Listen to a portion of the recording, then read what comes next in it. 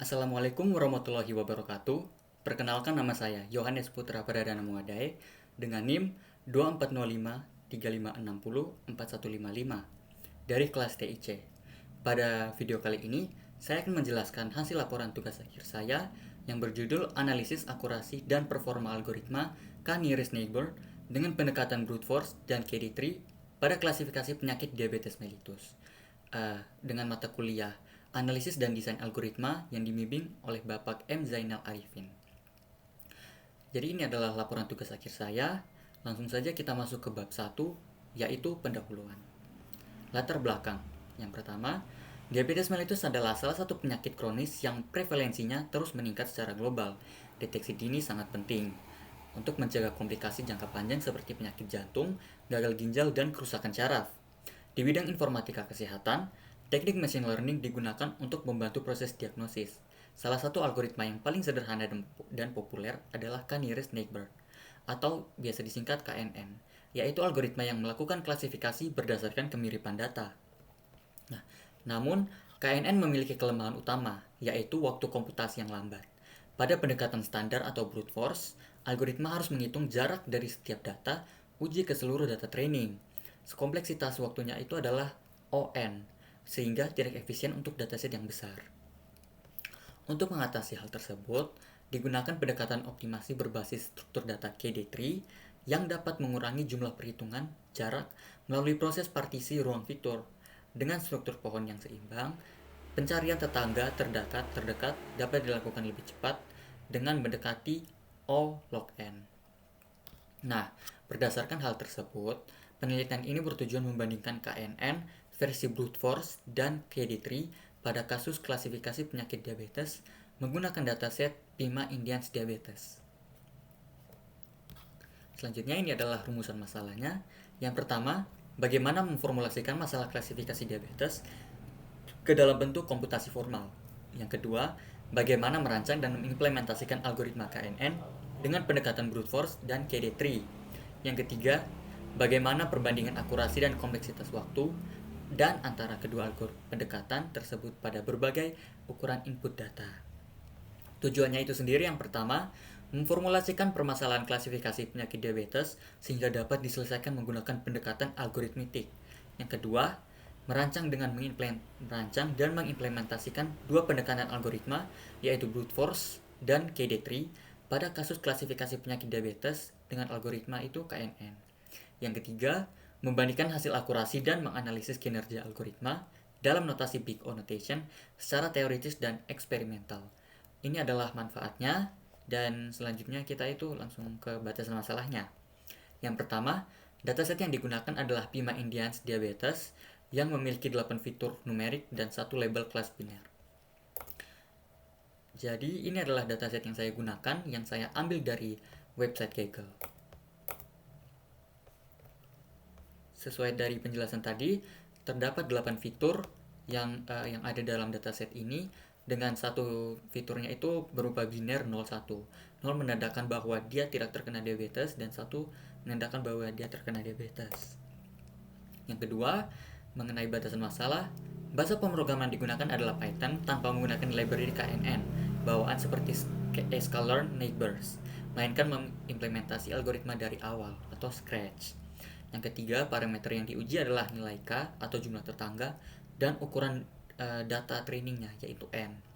Yang keempat, pendekatan algoritma yang dibandingkan itu hanya dua metode tadi. Yang pertama, algoritma brute force, dan yang kedua, algoritma KD3. Kita lanjut ke bab 2, landasan teori.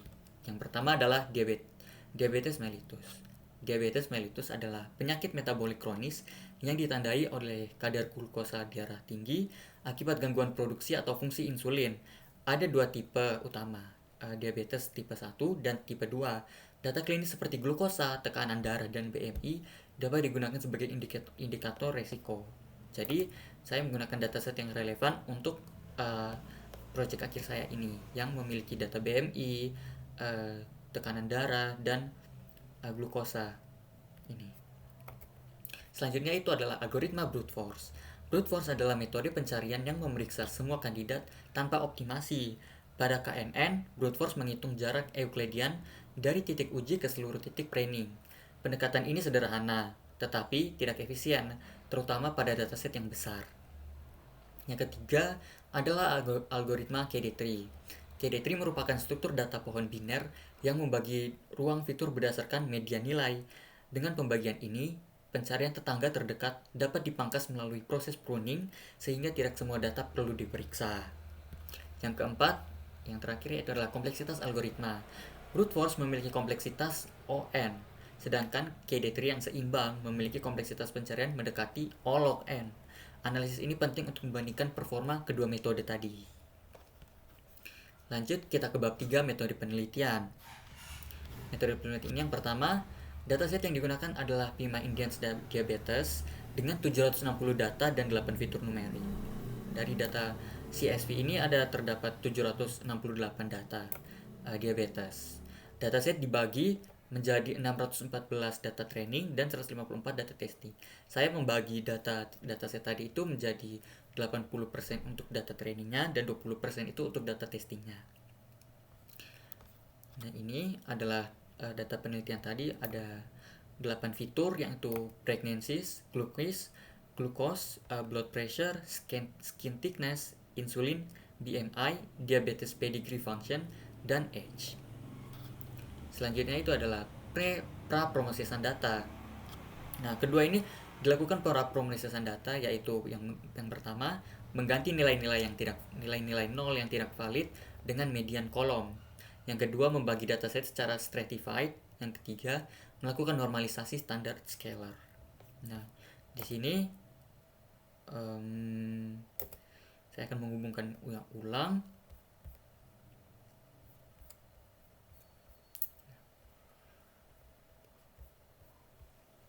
Bisa dilihat di sini, saya membagi kodenya itu menjadi 4 bagian.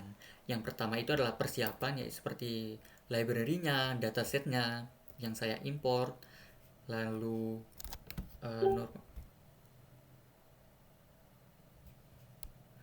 ada normalisasi data, konversi kembali, visualisasi data, distribusi outcome-nya seperti ini. Lalu bagian kedua adalah algoritma brute force-nya itu sendiri. Lalu bagian ketiga itu adalah algoritma yang KD-tree, dan yang keempat ini adalah mengenai analisis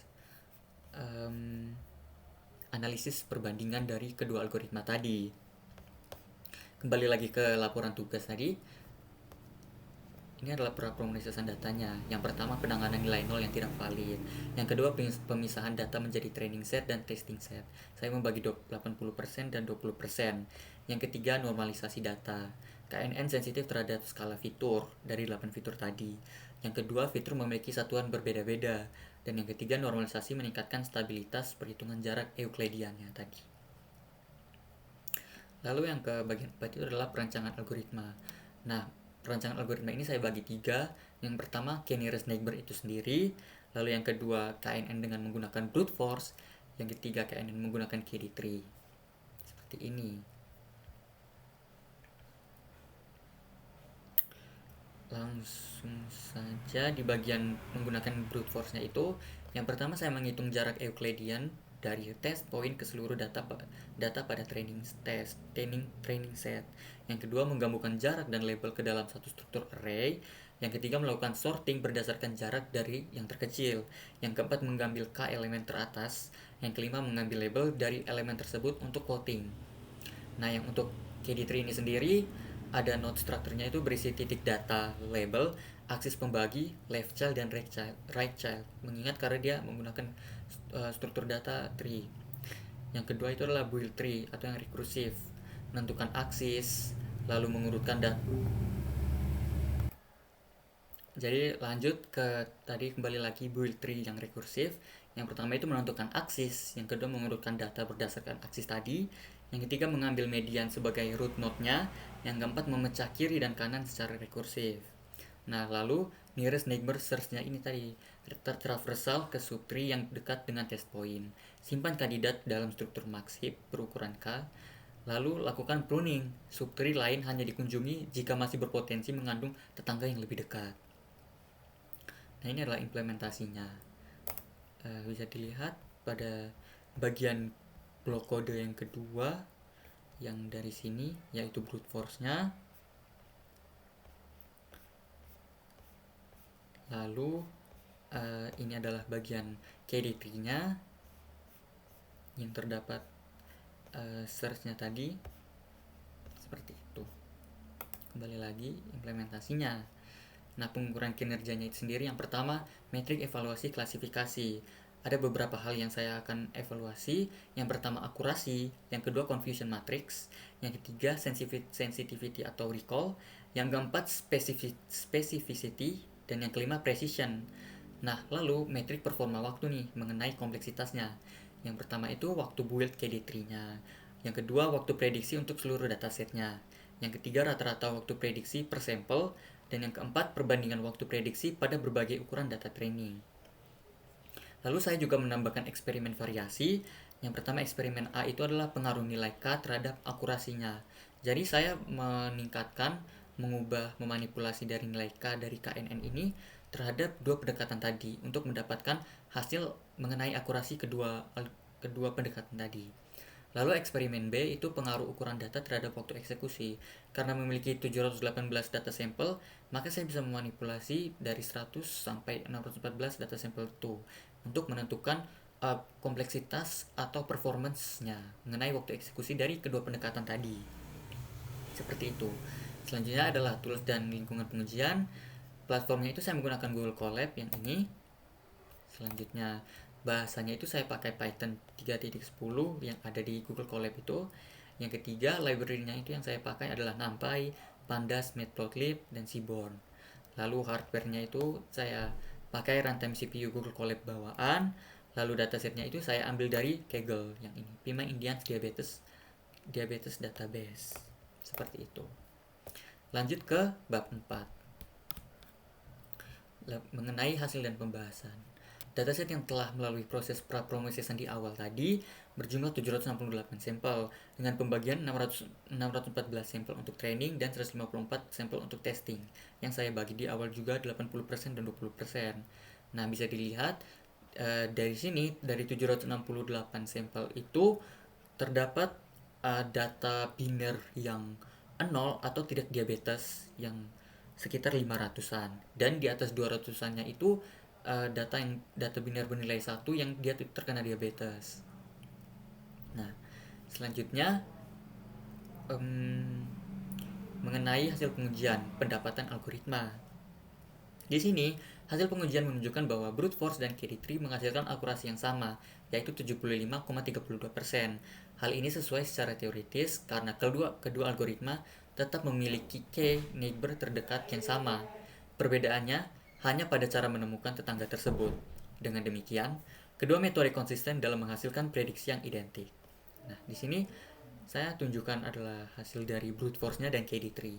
Bisa dilihat bahwa akurasinya itu sama, yaitu 75,32%. Hanya yang membedakannya itu tadi adalah cara mereka menemukan tetangga tersebut. Karena berbeda cara menemukannya ini, maka kompleksitas waktunya juga itu berbeda dari atasnya ini. Selanjutnya hasil confusion matrix. Confusion matrix untuk kedua algoritma identik dan hasilnya ditunjukkan pada gambar berikut. Yang di sini adalah brute force dengan nilai pada true positif 33, true negatif yaitu 83, false positifnya itu 17 dan false negatifnya itu 21. Nah, jika dibandingkan dengan KD3 ini ternyata hasilnya sama juga. 83, 33, 17 dan 21. Ini memperkuat bahwa kedua algoritma ini memiliki akurasi yang sama, hanya cara mereka menemukannya yang berbeda di situ. Hanya ini akan memperkuat bahwa memang kedua algoritma ini mendapatkan akurasi yang sama. Seperti itu. Selanjutnya, metrik performa klasifikasi.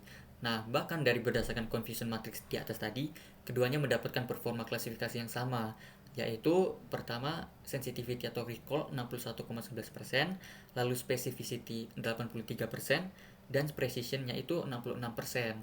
Bisa dilihat di sini juga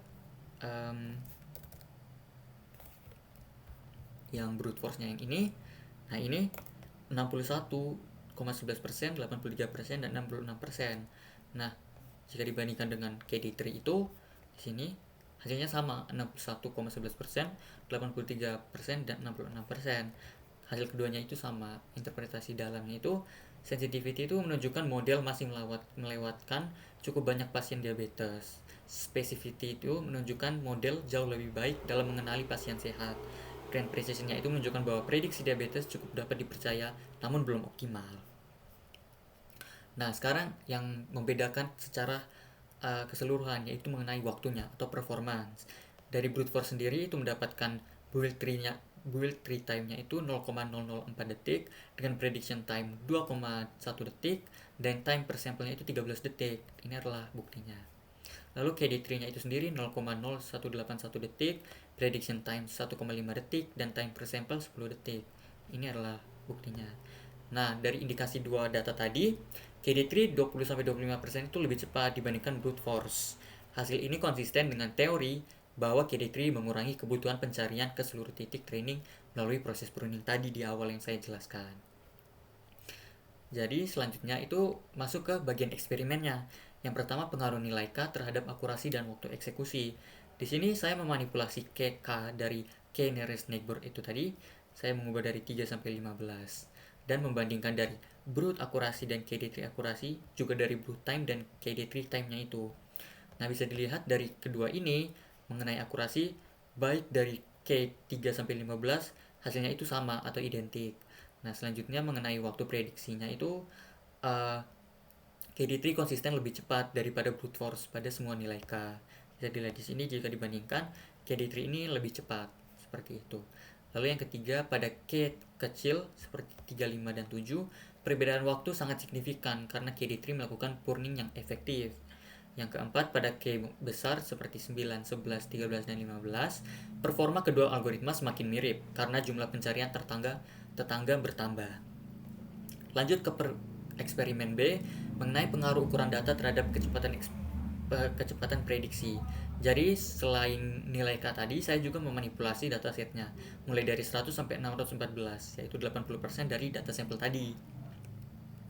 Lalu dengan beberapa kolom yaitu build time-nya, predict time, dan total time-nya. Ini mengenai waktu kecepatannya tadi. Bisa dilihat bahwa brute force meningkat hampir linear terhadap jumlah data sesuai kompleksitas ON. KD3 meningkat lebih lambat, mendekati O log N pada distribusi data yang seimbang. Speed up meningkat seiring bertambahnya data tadi ini, mencapai puncak pada ukuran 500 sampel. Pada data kecil atau 100 sampel, performa kedua algoritma hampir sama karena overhead build KD3 lebih dominan. Selanjutnya, mengenai analisis perbandingan algoritma itu. Berdasarkan hasil eksperimen tadi di atas, saya dapat beberapa poin yang bisa saya masukkan. Yang pertama adalah dari sisi akurasinya. Kedua algoritma memberikan hasil identik pada akurasinya, baik dari akurasi yang statis maupun akurasi yang saya manipulasi dan tingkatkan. Hasilnya itu akurasinya sama dari kedua algoritma. Yang kedua, dari sisi kecepatan, KD3 secara konsisten lebih cepat 20-50% pada proses prediksi. Bahkan ketika saya mengubah data setnya, size-nya, bahkan KD3 pun lebih cepat. Seperti itu. Lalu yang ketiga, dari sisi kompleksitas algoritmetiknya. Brute force sederhana, tetapi tidak efisien untuk data besar tadi. Seperti 500 data sampel, dia itu sudah mulai melambat. Tapi brute force ketika 100 data, dia itu seimbang dengan KD3. Sedangkan di KD3 ini sendiri memiliki biaya build awal, tetapi menghemat waktu prediksi dalam jumlah besar. Yang keempat, dari sisi praktikal, pada kasus medis, sistem prediksi diabetes memerlukan respon cepat, akan lebih diuntungkan dengan KD3. Namun untuk kebutuhan sederhana atau data sangat kecil, brute force masih mencakupi. Selanjutnya adalah interpretasi dan pembahasan. Saya menyimpulkan ada beberapa poin. Yang pertama, KD3 adalah pilihan yang lebih efisien pada dataset berskala menengah hingga besar. Brute force cocok untuk yang sederhana atau dataset yang kecil. Seperti itu. Sebelum masuk ke penutup, saya akan menunjukkan beberapa UI hasilnya dari eksperimen tadi seperti ini. Nah, ini. Di sini adalah 4 plot yang saya uji, yaitu pertama tadi pengaruh K terhadap akurasi. UI ini menunjukkan bahwa grafiknya itu sama dari sisi akurasi, baik dari brute force yang berwarna biru dan KD3 yang berwarna pink. Hasil keduanya itu sama, identik, tidak ada perbedaan sama sekali. Ini menunjukkan bahwa teori tadi itu benar bahwa algoritma KD3 dan brute force ini memiliki akurasi yang sama, hanya cara pencariannya itu berbeda. Hasil pencariannya itu yang berbeda, cara pencarian yang berbeda itu juga mempengaruhi dari kompleksitas waktunya. Lalu plot yang kedua ini perbandingan confusion matrix. Bisa dilihat di sini keduanya ini sama ya hasilnya. True negatif, false positif, false negatif, dan true positif. Semuanya ini benar-benar identik dan sama. Mengingat bahwa akurasi tarik keduanya itu sama. Nah, yang di bawahnya ini adalah hal-hal yang berbeda. Yang pertama, perbandingan waktu training. Training dari KD3 ini sendiri sangat dominan dibandingkan brute force karena memang KD3 ini memang menyimpan trainingnya itu dari tetangga-tetangga tadi. Namun bisa dilihat di gambar sebelah kanannya ini, KD3 ini lebih optimal dalam segi efisiensi waktu. Dia itu lebih rendah daripada brute force karena data trainingnya itu jadi tadi kembali ke gambar yang keempat ini, bisa dilihat bahwa KD3 ini lebih efisiensi dari beban waktunya, mengingat karena dia sudah melakukan training dan beban yang lumayan banyak di awal, mulai dari dataset yang kecil sampai 614 dataset sampel itu. Nah, sehingga ini berpengaruh dari segi beban dalam prediksinya, dalam build dan prediksinya, seperti itu. Jadi kita masuk ke penutupnya. Ini adalah bagian penutupnya. Kesimpulan. Yang pertama, kesimpulan. Ada 3 poin utama yang akan saya jelaskan dari bagian penutup ini. Yang pertama, kedua algoritma menghasilkan akurasi yang sama dan identik, yaitu 75,32%.